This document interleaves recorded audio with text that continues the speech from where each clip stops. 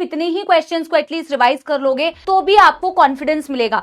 अगर आपका confidence question solve करने से टूटता है तो यानी कि बेटा आपने पढ़ाई अच्छे से नहीं की है। तो अपने आप को नंबर देने हैं और इट्स नॉट द मैटर कि आपको सही करना है, मुद्दा यहाँ पे ये है कि आपको जल्दी से आंसर देना है। नीट में आज के डेट में इन सारी चीजों से रिलेटेड बेटा क्वेश्चंस आ रहे हैं, ठीक है। तो आपका जैसा नीट का पैटर्न रहता है बिल्कुल वैसा ही आपको जो एक्स्ट्रा क्वेश्चंस में करा रही हूँ वो बेटा क्या है, क्या बोलते हैं, वैसा प्रैक्टिस करने वाले हैं। तो क्वेश्चंस आपको मैं हर एक टॉपिक से बेटा क्वेश्चंस बनाया गया है, खास करके बिल्कुल नीट पैटर्न का।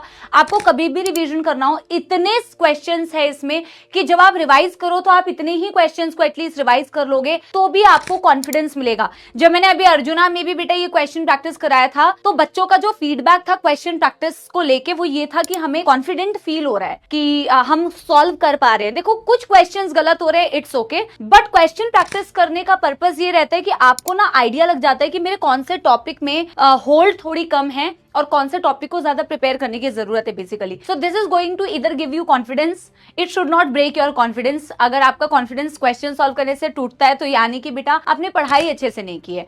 तो मैं ये उम्मीद करती हूँ कि मेरे प्यारे प्यारे सपोले पढ़ के आए हैं और आपको बेटा PYQs में भी हर एक क्वेश्चन में अपने आप को बिल्कुल मार्क्स देने हैं, जैसे नीट में आप मार्क्स देते हो +4 for every correct answer, -1 for every incorrect answer.